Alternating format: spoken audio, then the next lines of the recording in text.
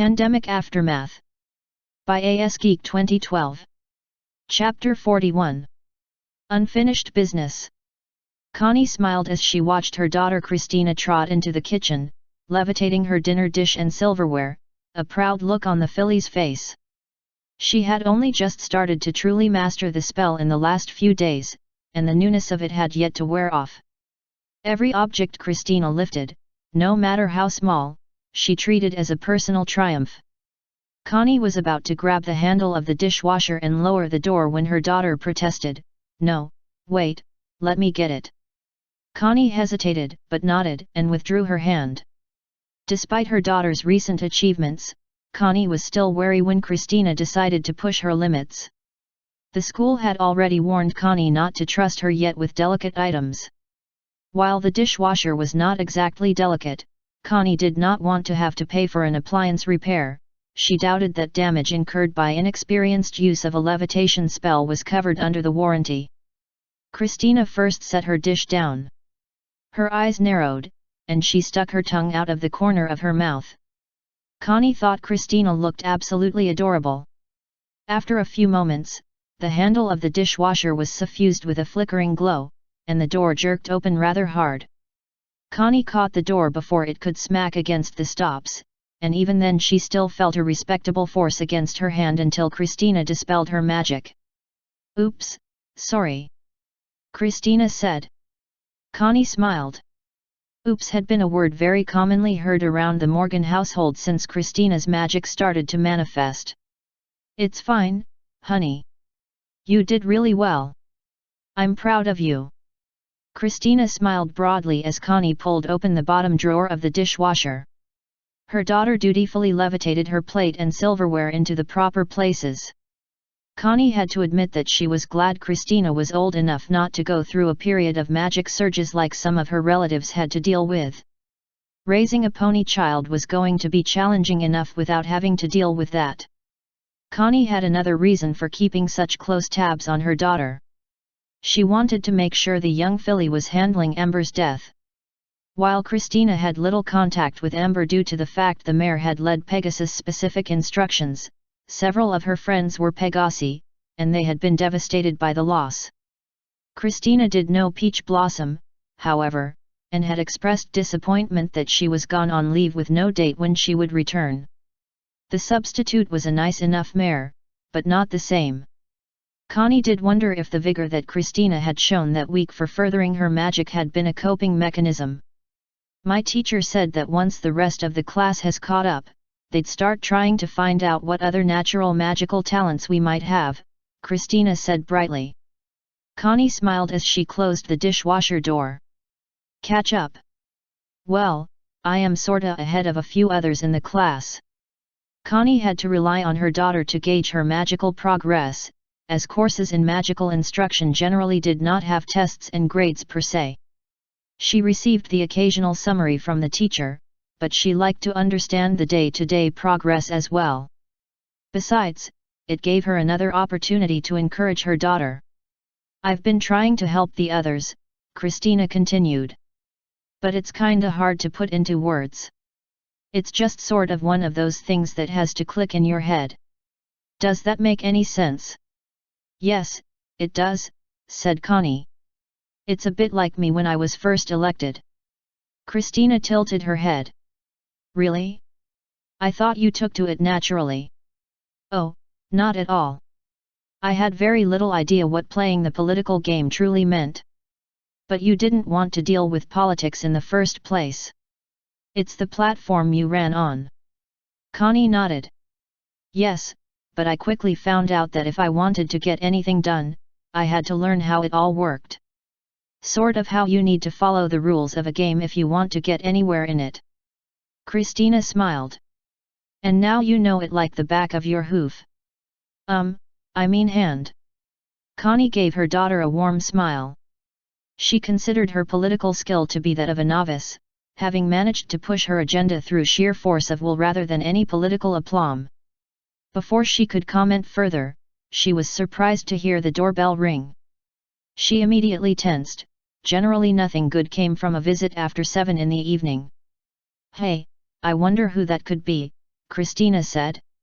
Frank's voice sounded from upstairs. Honey, can you get that? I'm on a conference call with the office. Emergency came up.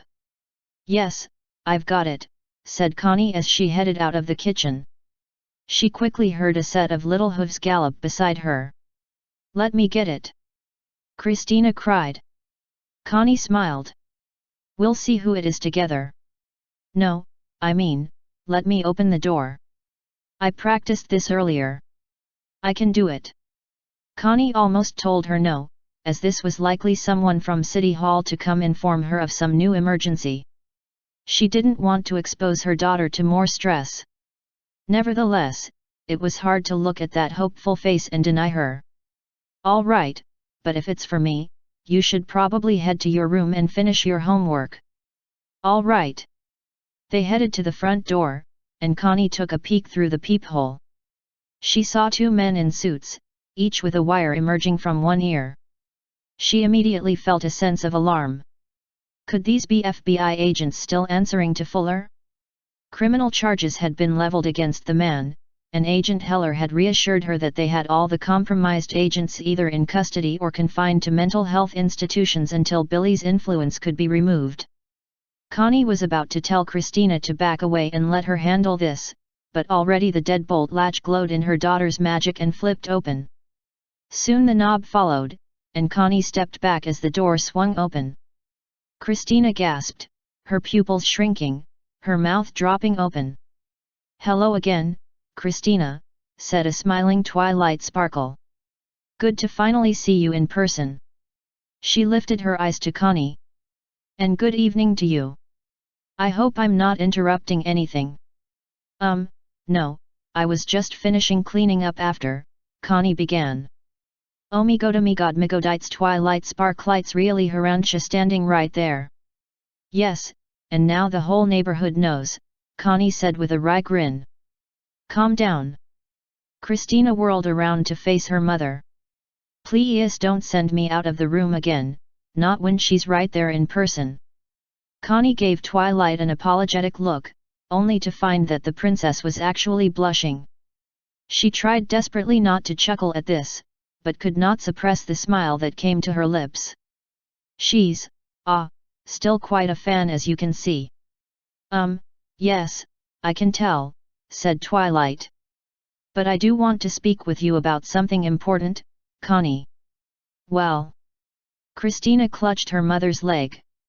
Please don't send me out of the room, she said in a pitiful voice, her eyes glistening. Actually, this is something that will affect her as well, said Twilight. I certainly wouldn't mind if she stayed. See? Christina cried. Even she wants me around. Christina, Connie said in a firm voice. You can stay and hear our conversation. Thank you. But you have to behave yourself. I know how much you want to talk to your idol, but I need you to be quiet while Twilight talks to me. No interrupting, and no asking Twilight any questions until we're done, and only if she has the time and inclination to stay. Twilight smiled. Maybe we can do what we did before, Christina. You can spend the time coming up with some questions to ask me. I promise to stay for at least a few minutes after we're done. Christina beamed. Just be a good filly for your mother. I will. Twilight nodded and looked up at Connie. May I come in? Of course, said Connie. Twilight stepped inside, one of her Secret Service detail turning to guard the front door from the outside, the other accompanying the princess inside. Connie directed them to the sofa, gesturing for Christina to sit at one end. Connie sat in the middle, feeling it was better to put a little distance between her daughter and her idol to minimize temptation. Despite the good cheer that Twilight exuded, Connie did feel a small measure of apprehension over what this could be about. Twilight hopped into the remaining seat. I'll get right to the point. I'm here to offer you an opportunity if you are interested. Connie's eyebrows rose. An opportunity? Twilight nodded. You've perhaps heard that the Department of Rehumanization will likely be shut down in the next month or so. Yes, I heard about that, Connie said. They felt that the number of rehumanizations had dwindled to the point that it could be handled at the state level. They talked about reallocating the resources elsewhere. But have you heard to where? No, I haven't. There was supposed to be a meeting earlier today between the President and key members of Congress. I was at that meeting, said Twilight. Which is the reason for the lateness of the hour. I only just got back from Washington an hour ago. It still has to be put to a full vote in Congress, but from what I gathered, both parties are on board with it. She smiled. They will be creating a Department of Pony Affairs. Christina gasped. Mom, isn't that amazing? Christina, what did I say about, Connie began. But that's the same thing you said you wanted. You kept saying you wanted them to stop focusing on what they're not going to get and start focusing on what would do the most good. Connie was rather astonished that her daughter remembered a line that she had said at most once, and likely in a conversation with her husband that Christina just happened to be present for. Still, please, do what you promised and be quiet. Is that what you said, Connie? Twilight asked. Yes, I did, Connie said with a small smile. I'm gratified to hear that you're thinking along the same lines as I am. I truly hope they're able to find someone to head that agency who really wants to improve relations between humans and ponies and not just pay lip service to it. Twilight's smile broadened. Fortunately, I have the perfect candidate for that job. Anyone I know? Yes. You. Connie sat in a moment of stunned silence even as she heard her daughter gasp yet again. She hesitated a bit too long, and by the time she was ready to form the words of a reply, Christina suddenly exclaimed, I knew it! I knew it! I knew it! Christina, Connie said. I knew the moment you got that book showing Washington, D.C. that Twilight picked it for a reason. Oh, I wasn't thinking of that at the time, Twilight said. It was just the most innocuous thing I had on hoof that I could send. Oh, you weren't? Christina asked, sounding a bit deflated. I didn't know your mother well enough at the time. It was only afterward that I realized how sincere she was about her intentions as well as how much a person of integrity she is.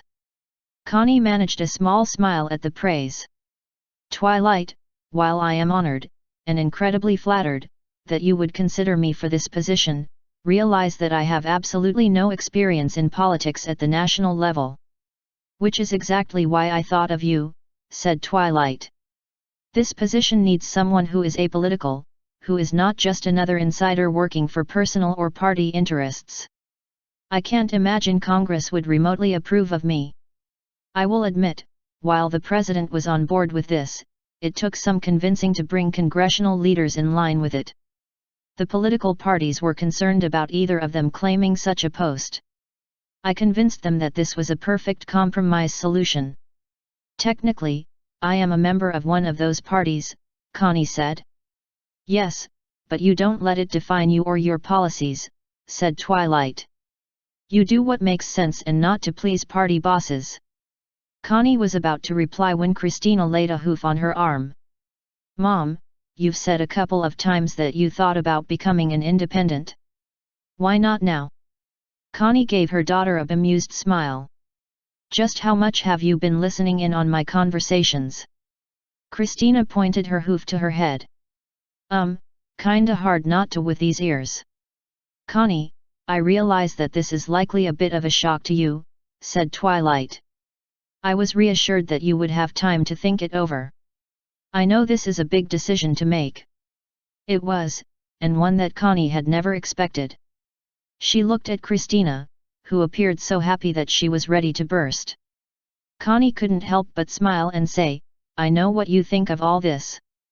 Can you blame me? Christina said. You've done so much good here. Why not think bigger and do even more? This would be a huge change for you as well.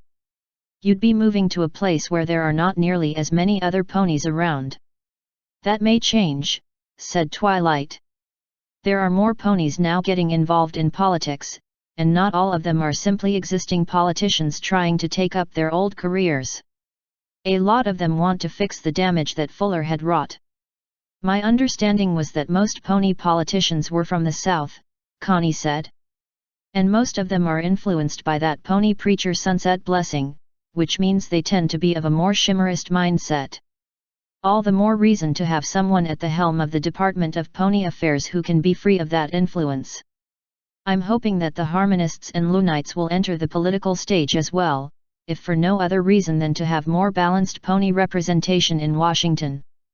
Connie admitted to having little idea what the political landscape would look like in the next few years. Fractures had already developed in the existing parties, as neither could present a united approach that would accommodate ponies and pony magic. There had never been a time in recent American history so ripe for the rise of a third party that could actually challenge the status quo of the two-party system. I'm going to have to talk this over with my family, said Connie. But I will tell you that, barring the disruption it will cause us, I'm leaning towards accepting. Christina gave a delighted gasp and clopped her forehoofs together. Connie laid a hand on her daughter's shoulder. But it remains to be seen if that's my final decision. Twilight smiled. I'm glad to hear you're seriously considering this. But, yes, you need to do what's best for you and your family. Connie recalled her last conversation with Ted, and how she had revealed her own desire to want to do more than she could at the city level. Yet the most ambitious thought she had since then was a run for the Colorado State Senate. This represented a huge leap beyond that. She looked at her daughter, who gave her an encouraging look in return. With everything that had gone on lately, she felt like she owed it to Christina to help ensure she would have a life of happiness and opportunity. Are you two done now? Christina asked in a tentative voice. Connie smiled. Yes, we're done, but where Twilight has been on the go all day, I think she would appreciate some rest. It's all right, said Twilight. She turned her attention to Christina. I have time for one question. Not a question, a request, Christina said. And what would that be? I want to see you teleport. Twilight chuckled. There really isn't that much to see, but if that's what you really want. Yes, please. Christina said. I've never seen it before. Twilight nodded. All right. On a count of 3. 1. 2. 3. Her horn flashed, and abruptly she wasn't there. A pop sounded at the same time from across the room. How's this? Twilight said from where she sat near the bottom of the stairs. Brilliant! Christina cried. Twilight smiled, her horn flashed again, and she was back on the sofa. And I got to see it twice. Connie smiled as she recalled what Ted had said about Christina, that he hoped she never lost that sense of wonder and optimism. Perhaps if Connie did take this position, she could do that for many more ponies like her daughter. Perhaps the current generation had to live in a world channeling its frustration with the situation into hate, but it didn't have to be that way for the next one. Not if Connie had anything to say about it. Asterisk. Midnight Star nudged his empty glass away from him with a slightly quivering wingtip. Gimme another one. The Earth Pony mare behind the bar frowned. No, you've had enough. Midnight sneered. I'll tell you when I've had enough. Hit me again. Midnight, that was the third bourbon you've had. I'm not serving you anymore. Midnight clenched his teeth and drew back, only to almost fall off the bar stool. His wings flapped to steady him, but they moved erratically. Look, I'm not some human who's gonna drive his car off the road or into some kids or something. Maybe not, but you sure as hell could hurt yourself trying to fly while drunk. I'm not drunk. Then you should consider going into acting, because you're putting on a good show of it. Midnight's ears drooped. He wanted to be angry at this farmer, as it distracted him from the pony he truly felt angry with. Before he could continue to plead his case, he felt a hoof on his shoulder. He nearly shrugged it off, but instead he turned around. What do you want? I wanted to see how you were doing, said Moonracer. Not well, apparently. I don't need your help. Moon looked past him towards the barmer. Please get him some water if you would. We'll be over in the corner table.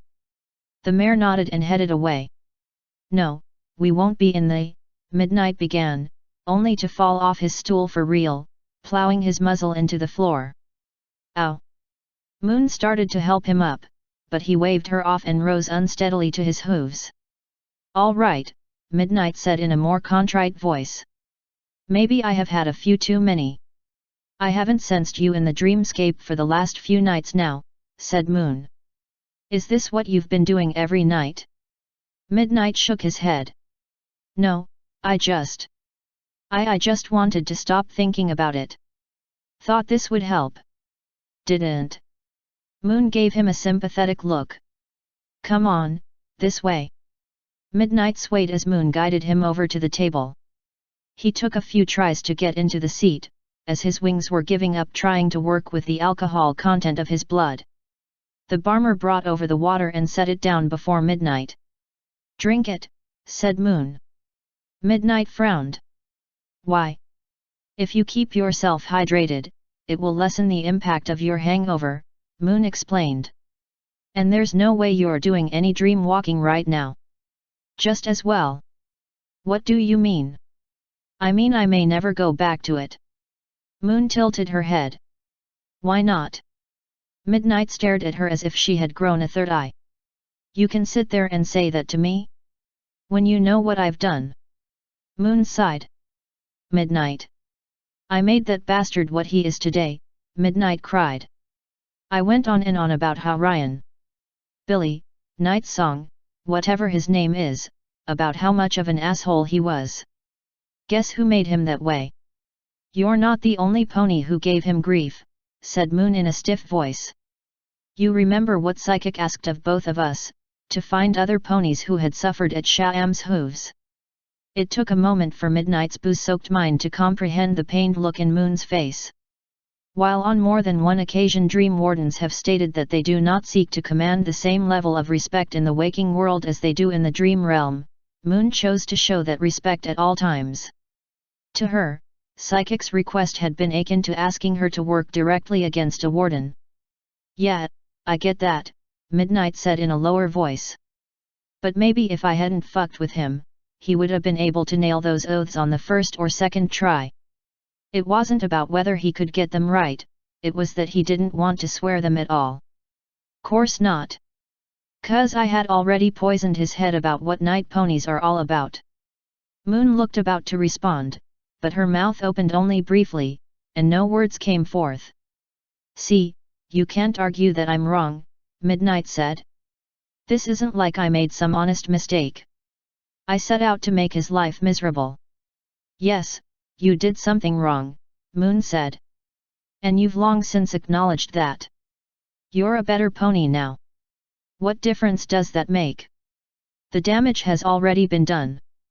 Midnight, there's no way to know whether what you did caused him grief with Shyam. Moon paused a long moment, then spoke in a halting voice, maybe if he had come across some pony like Psychic Calm or Phobia Remedy who would have been more patient with him, things would have turned out differently. Midnight blinked in surprise. That was tantamount to Moon Racer outright calling out a dream warden for their actions.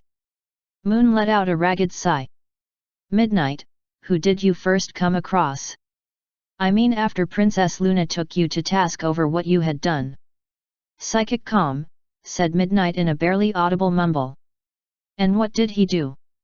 He explained the oaths to me. Why they were important. And did you fall into line right then and there? Midnight rolled his eyes. Why are you asking me this? Please, just answer, Moon said in a pained voice. Midnight hesitated before answering, no, I didn't. He paused to let his thoughts settle out from the haze of alcohol. I guess I was still feeling a bit raw after Luna had punished me. And did he immediately get angry with you? Moon, he's a fucking head doctor. He didn't have to. He had lots of other ways to get me to agree. None of which involved, well, torture. Midnight again stared. Moon took a moment to compose herself. The methods used to get Billy to swear the oaths may have not been ideal for him. His mental state may have been such that it would have been better for some pony else to do it. Midnight stared. Wow! Wow, what? Moon said, her voice tinged with irritation. You talking smack about dream wardens? Moon stiffened. I did nothing of the kind. Well, you implied it, said Midnight. That was almost enough to make me sober. You're certainly not sober. And drink your water. Midnight stared at the glass. Condensation had started to bead on the outside. He carefully picked it up between his forehooves, not trusting his wings to be steady enough. Nevertheless, he almost dropped it anyway, but managed to take a long drink. All I'm doing is acknowledging that mistakes were made, said Moon. We're not infallible and the dream wardens are not, either. Midnight set down the glass. I'm still a little shocked to hear you say something like that. It's not easy, Moon said in a lower voice. But I would be stupid to ignore the writing on the wall. Things are changing. Maybe they had to change. Maybe everything that happened had to happen. Midnight snorted. Don't try to make out what I did as a good thing in the end. I didn't mean it quite that way, but you can't deny that it did bring to light some very basic problems between ponies and humans. We keep telling ourselves that we've settled into these new bodies and new roles as if that's the end of it. It's barely only the beginning. Midnight smirked. You're the last one I expected to get all philosophical on me. It's not that, really. I just need to get things straight in my own head. And you're the one pony who I thought had her head screwed on straight already. You don't understand me as much as you think you do. Midnight sighed. Yeah, you're probably right. Lots of things I thought I knew I had to throw out the window after Psychic told me who Ryan really is. Moon considered. Did Psychic appear angry with you when he told you? No, said Midnight. Then maybe you shouldn't be as well. Midnight frowned. I'm not. Yes, you are, said Moon. It's why you're drinking, so you can not feel like that. Midnight squeezed his eyes shut for a moment. And that didn't even work, he said in a choked voice. He felt Moon's hoof touch his. I can't make you stop feeling angry with yourself over this, but feeling it is better than trying to mask it. At least if you're feeling it, you can confront it. Midnight wanted to say that he was done with confrontation. He had wanted to change, to be the better pony that Luna had seen in him. That was supposed to mean less confrontation and more cooperation. He certainly had not anticipated he would have to confront himself. Midnight drew himself up and opened his eyes, which he wiped with the back of a hoof when they teared up briefly. He took another drink of water, feeling like some of the alcohol haze had retreated. I just don't know what to do now. Come back into the dream realm, Moon said. When Midnight started shaking his head, she added, but not to walk others' dreams. Midnight blinked. Hey! Let others walk yours, Moon said in a softer voice. Let them help you.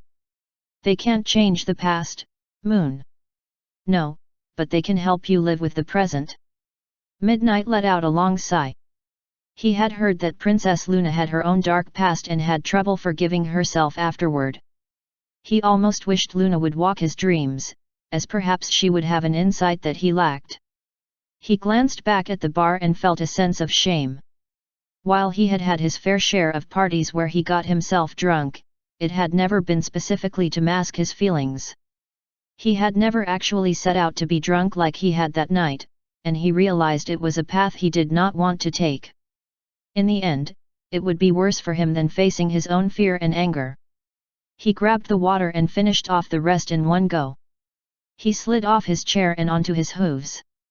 Let's get the fuck out of here. Asterisk. Luna descends into the dream realm of a universe that continues to remain alien to her despite how familiar the flow of its ethereal energies. It is almost a relief that she fails to feel a sense of belonging. This universe was born out of a chaos which rivaled that of discord at his best and somehow managed to find order long before there were any sapients around to contemplate the conundrum. She utters a long sigh as she comes to the appointed place, though the starry expanse likely looks no different to the untrained eye than any other place in the dream realm. Only beings like her, the sole dream warden for Equestria's universe, can spot the patterns which distinctly mark this place. Even then, it is not a matter of physical coordinates, nor can one simply add additional axes to attempt to ascertain an exact location. Luna sits and raises her head. She remembers the first time she had breached this realm in her own universe, and the sense of both wonder and fear that came over her. She knew nothing of dream wardens or oaths, for the former dream warden of her universe had become so indolent that the entity did not even bother to greet the new dream walker.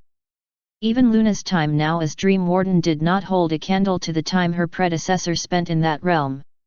She could not claim a fraction of that being's great wisdom and knowledge. And yet, in what perhaps that previous dream warden would consider an act of extreme naivete at best and arrogance at worst, Luna had seen fit to create not one but 6 for an alien universe.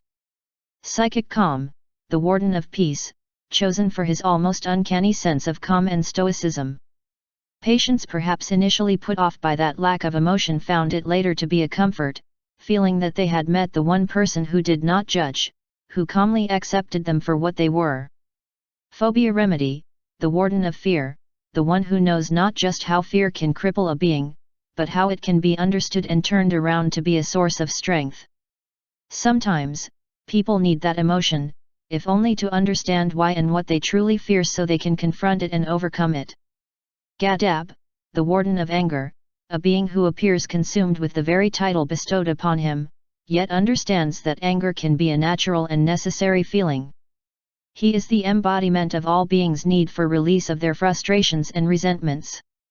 He is the conduit through which all dreams of injustice flow, for he knows of injustice in the waking world. He struggles to protect the scattered ponies of a country few care about, severely persecuted by the Bedouin peoples of western Morocco despite having been those very same people themselves before ETS. Yes, he has a lot to be angry about.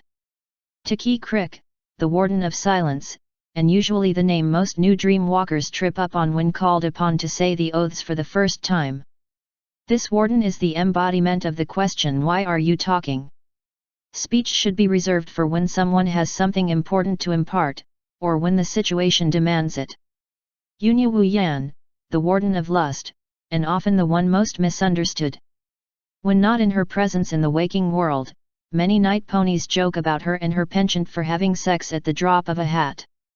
Yet she is the warden who understands how one's passions can lead one to ruin, and she helps beings understand and deal with their own. And then there is Sha'ammot, Warden of Death. Already very old, she would likely be dead already had it not been for her transformation. Even as a pony, she is wizened and frail in her physical body. As if the cosmos sought some sort of balance, she is utterly powerful in the dream realm, able to subject beings to death with a single thought. While many night ponies, especially those who never ran afoul of Sha'am, simply wave a hoof or wing and dismiss it, claiming that it's ultimately just a dream and you don't really die and should just get over it, the terror does not cease to be real merely because someone states that it's not. Luna sighs and lowers her head as her words to her sister come back to her. Yes, Sha'am is the ultimate enforcer. She is the only one who can say, do as I say or you will die, actually follow up on that threat, and have the pony walk away still living and breathing. Yet now Luna wonders if such an act indeed causes some part of that pony to die for real, as perhaps it had happened to Billy when he was Night Song, the pony with the most beautiful singing voice Luna has ever heard across 2 universes, a voice now forever silenced.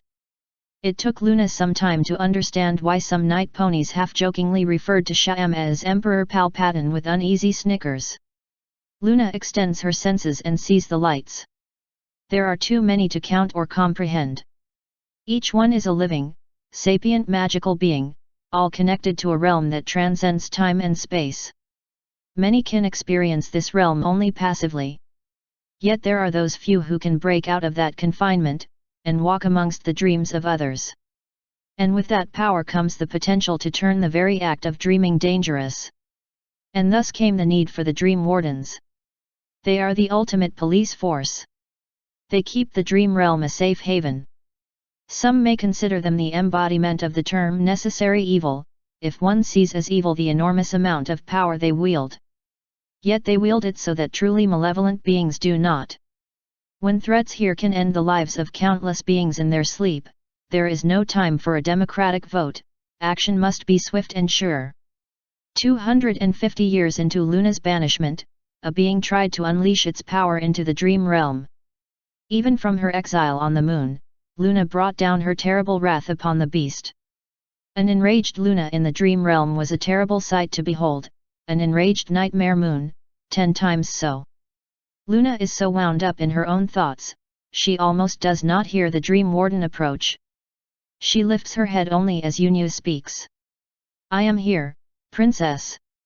Yunyu gives Luna an uneasy smile. I would say it is nice to see you again if it were not for the circumstances. Luna rises and turns to face the Warden of Lust. Thank you for coming. Have you relayed this request to Sha'am for this meeting? Yunyu's smile fades a bit. I have. I cannot tell you if she will heed the call. Did you tell her I am the one requesting this? Yes, Yunyu responds in a subdued voice. I know you hope she will come out of respect for you, but at this point, I no longer know what to expect of her. Then this certainly cannot be allowed to continue, Luna says, even as the words weigh heavily on her heart. There cannot be even a single dream warden whose actions cannot be predicted. Despite how the oaths bind you all, I for one know how a creative interpretation of them can be abused. No disrespect to you intended, but I don't think your fears of another nightmare moon are justified here. Luna frowns. And why not? I have seen what would have happened had I not been stopped. Yunyu considers. She can reflect on the same events as Luna can, as Luna had shared her knowledge with the Dream Wardens at the time of their binding. They knew what she did, yet now Yunyu appears puzzled. I don't understand. You only knew of the alternate reality of Nightmare Moon's triumph through the second-hand account of Twilight Sparkle when she chased Starlight Glimmer through the time stream. Luna shudders at the recent memory, and she lets out a ragged breath as the fear threatens to return. Yunyu, she says softly. In my quest to understand recent matters, I felt a need to truly know what it was like for Billy to be subjected to Sha'am's wrath. Yunyu gasps. Luna, you didn't. Luna shakes her head. I doubt very much Sha'am would have accommodated me. I instead turned to the next best thing. Or worst, depending on your perspective. After some convincing, I engaged phobia remedy on the matter. Yunyu only stares, her eyes glistening. Luna opens her mouth to speak, but cannot bring herself to utter the words to describe what she had felt. She can clearly see the vision phobia had conjured in her mind, that of her as Nightmare Moon, standing over the broken and bloody bodies of Twilight and her friends when the elements somehow failed against her. It had left Luna crying like a little foal. She simply shakes her head again. Suffice it to say, it showed me just how intense and real such feelings can be regardless of the source or their ethereal nature. You of all beings should already know that, Yunyu says, her tone suggesting that she is trying to be as delicate as possible in calling Luna out. I do, but knowing is not the same as understanding. Luna is reminded of the sheer irony of the reports given to her from the night ponies back home in the days following the defeat of Nightmare Moon, that most of the nightmares they had to dispel concerned Luna herself. She bore the shame of a dream warden having made the beings she pledged to protect afraid of their own protector. She wishes she had remembered that in her choosing of Sha'am Moat. Yunyu suddenly appears unnerved, as if she is recalling something herself that Luna does not know. Yet that should be nigh impossible, as Luna was present for their binding and shared in the knowledge bestowed upon them. Luna had to understand exactly what those she had chosen were getting themselves into, in a universe far more vast and diverse than that of Equestria. Speaking of understanding, Yunyu says, have you met with officials in Washington concerning us? Briefly, yes. Luna replies. How did it go? Not good.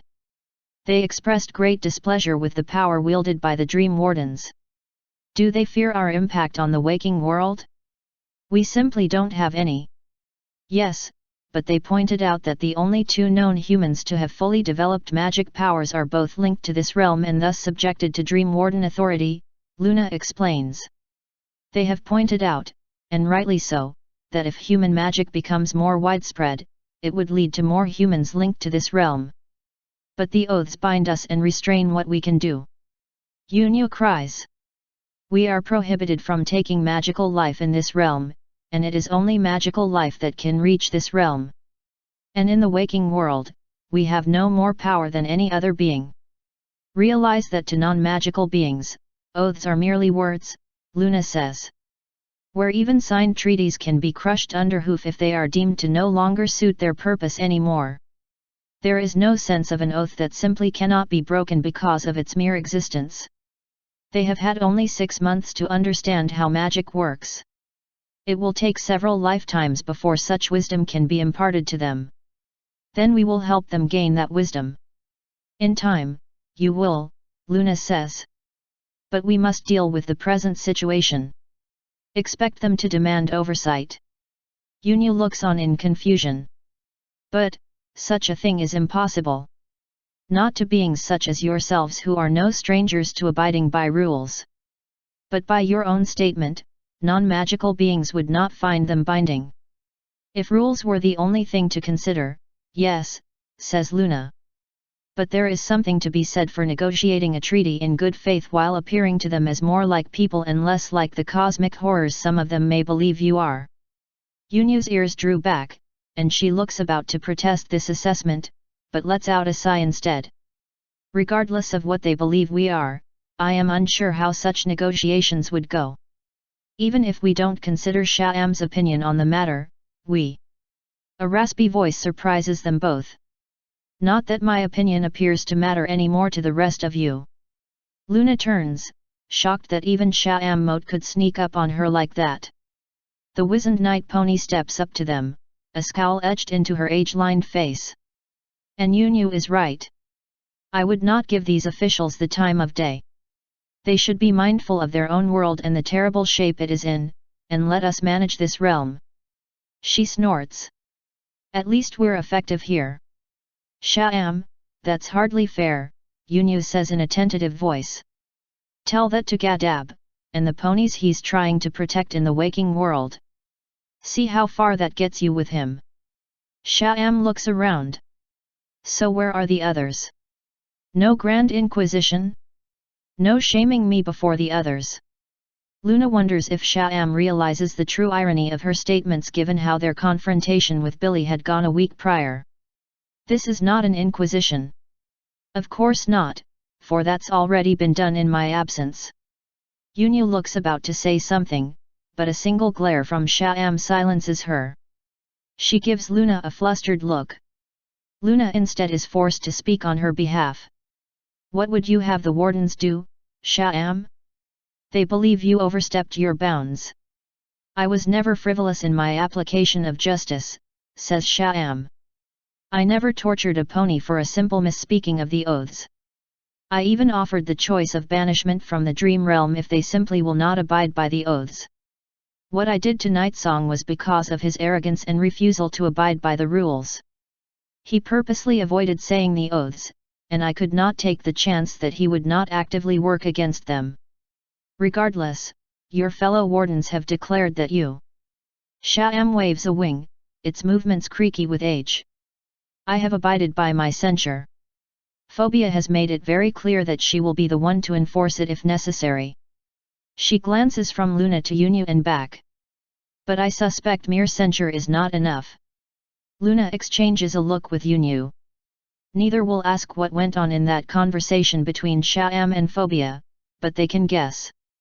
Of all of them, Phobia would best know exactly what Sha'am fears, and as Luna has recently discovered, that can be as debilitating as being subjected to Dream Realm death. Yunyu is finally moved to speak.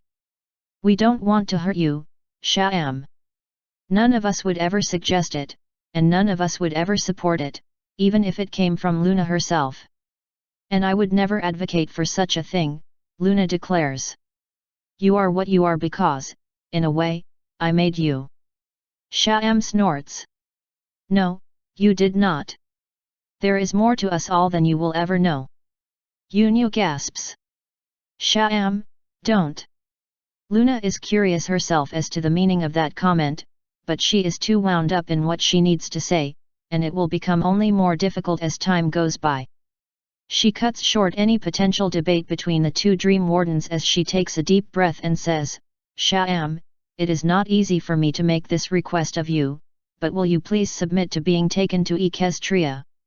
Sha-am narrows her eyes. No. I will end my body's life right here and now if you intend to force this upon me. Luna is not going to force you, Sha-am, Yunyu says. The wizened night pony arches an eyebrow. And you know of this idea already? Much has apparently been discussed in my absence. I promise you would be treated well, Luna continues in an almost pleading tone. We would not seek any more justice from you. We could give you the best medical treatment to help sustain you longer. We would provide you a house wherever you wanted in Equestria with no wants or needs. There are many who would try to befriend you. In exile, Sha-am mutters. Yes, it is an exile, but it would be a good life. Sha-am grits her teeth. I said no. Sha-am, be reasonable, Yunyu says. This is a better outcome. No one wants to have to face the eternal dream. None of us thought we could avoid it, but you're being given a chance. The ancient night pony rounds on the younger. We agreed we weren't going to discuss the eternal dream in front of her until the time was right. You expect me to keep agreements, but you stand there and break them yourself. Yunyu lays her ears back. We never actually voted on not telling her. Luna looks between the two in confusion. What is wrong with the eternal dream? It is final rest for a dream warden. Sha-am cackles. Oh, rest is the last thing it is.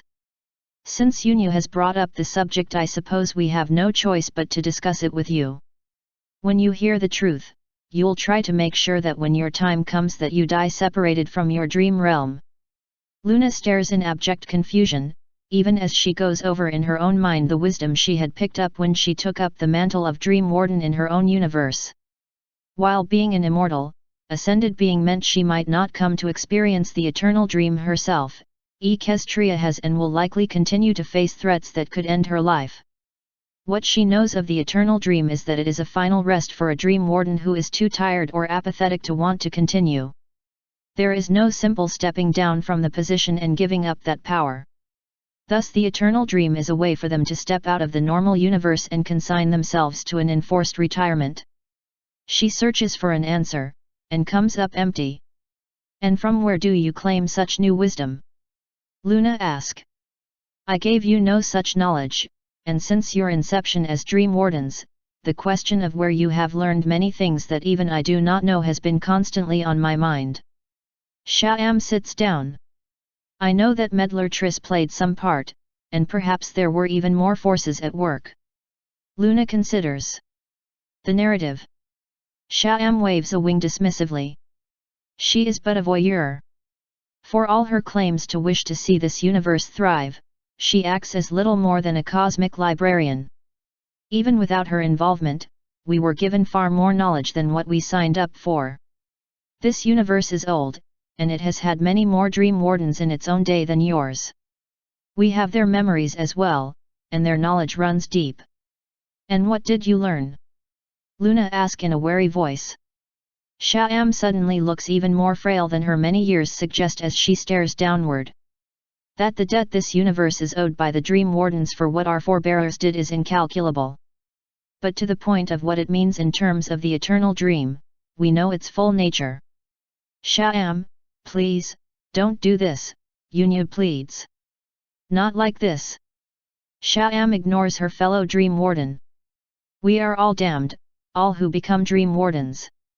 The eternal dream is the record of every life that ended before we put ourselves into the eternal dream, and I mean every. Luna's ears drew back.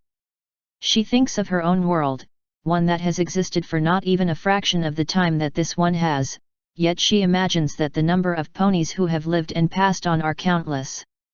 We live them all, one after another, in a never-ending stream as helpless spectators who can only feel and experience what occurred.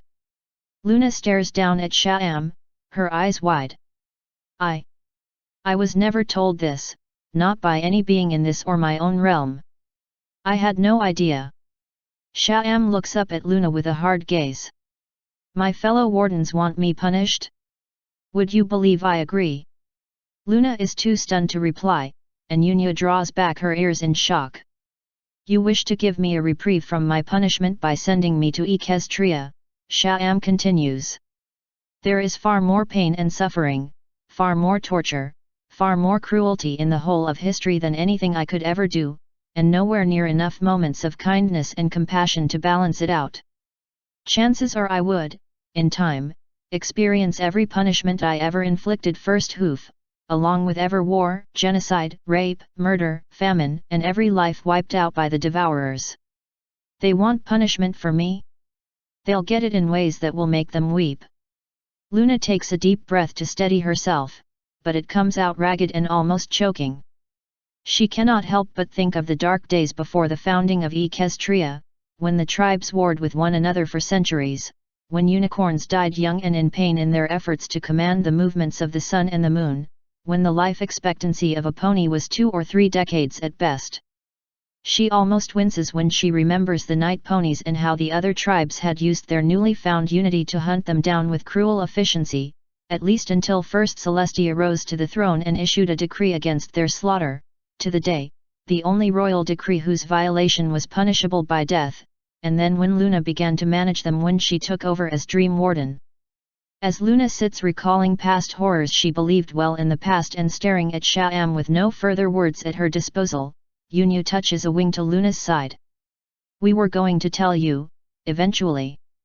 A lot of us actually want to have a chance to go to Equestria when we're old and close to death. And you would all be welcome, Luna says in a choked voice. Sha-am doesn't want to escape it, and Gadab says he'll go into the dream when his time comes for what good he might see among all the horror. We would make sure there will always be heirs for us, but we don't want to face that. Luna takes a moment to collect her thoughts before she fixes her gaze on Sha-am. Her voice quavers as she speaks. How long until you put yourself in eternal dream? Sha-am shrugs. Not until both Gadab's body dies and an heir for me is in place. If it is as much as 5 years, I will have to congratulate him on his ability to survive so long on such a fool's errand. With him as my clock, I am not long from the eternal dream.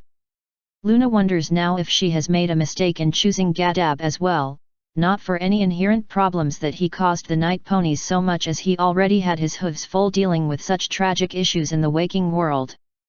Our universe needs a Dream Warden at full power to deal with the logistics, Sha-am continues. Recent events have shown how inadequate we are to deal with the growing human magic while not at full power. I'm not so eager to stop living my mortal life that I will end myself if I don't have to, but I won't let you take me. I'll have my punishment, and you won't be allowed to give me a way to escape it. Tears well up in Luna's eyes. Is there truly so much cruelty in you that you would inflict this upon yourself? Life is cruel, that's the final truth of it, Sha-am says in a solemn voice. We live for small moments of happiness in an ocean of pain. I try to give the very young and dying some last moments of happiness, that is the extent of my kindness, my little islands to them. Luna takes a moment to try to console herself, but all she wants to do is go back to Equestria and seek her sister's comfort. She is reminded of those first days after Twilight and her friends defeated her as Nightmare Moon, when there were times where all she could do was cry at her own folly and madness, and Celestia remained with her through all the tears. She wishes she could provide something like that for Sha-am.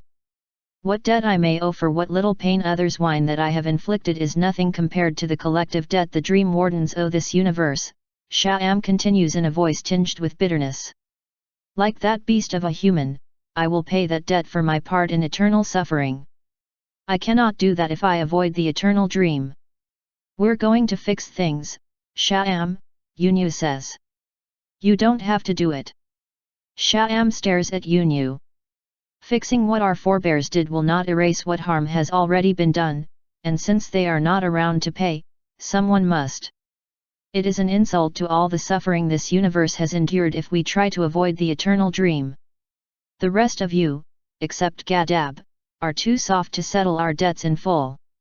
What is this great debt? Luna demands. What can be so horrible you think you must suffer eternally for the crimes of another long gone? Sha'am, don't tell her, Yunyu commands, no longer seeming so meek. Sha'am locks eyes with Luna. The Devourers. A dream warden too weak to face the eternal dream as he should thought to circumvent it by ending all magical life. He helped a bitter civilization perfect them, and this universe has been paying for his weakness ever since.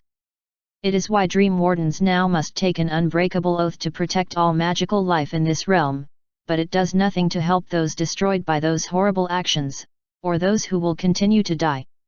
I will not seek to circumvent my fate as he did, in any way. Luna believed she could hear nothing more that could so utterly shock her. Yet this time, another emotion comes along with it, one that has been building ever since she started to hear of critical knowledge that was purposely kept from her, masked by grief and horror. Yet now that emotion could not be contained. Luna stomps a forehoof and steps back, flaring her wings. And how much more knowledge dost thou have that we art not privy to? Yunyu lays her ears back. Sha'am simply looks on, her expression as hard as before. What is thy meaning in keeping us in the dark? Save it, princess, Sha'am scoffs. I am not one of your subjects, and I don't find the so-called royal cantorlet voice particularly impressive. Luna, we're sorry. Yunyu pleads. Stop it, Sha'am snaps at her fellow warden. You owe her no apology. Her anger is misplaced. She wishes to vent it, have her vent it at Triss. Or vent it at those long dead and see where it gets her. Luna snaps her wings to her sides. You can be sure I will have a talk with Triss. But there is no excuse to keep such an elemental fact from me. And what would your knowledge of such a thing do for you, eh? You have your own universe to manage, we have ours. Twilight has established the possibility that such creatures as the Devourers could cross the barrier between universes, Luna says. That makes them very much a concern for my universe as well, especially when it took just one creature with a fraction of the Devourer's power to drain all the magic from Equestria once. She has also established that what worked against Tyrek will not work here. Yunyu exchanges a look with Sha'am before saying in a tentative voice, the Dream Wardens are actively trying to find a way to deal with the Devourers. That's all I can really say for now. Luna narrows her eyes. All you can say, or all you are willing to say. Yunyu is about to respond when Sha'am talks over her. Again, this is not your universe. We are aware of the implications of the Devourers crossing the divide. We will not let that happen. She pauses. Or rather, those who come after me will see to it. We have time, Yunyu says. They are not going to be here tomorrow. Luna cannot know if that is the truth, as now there is too much uncertainty over what she truly knows about this universe.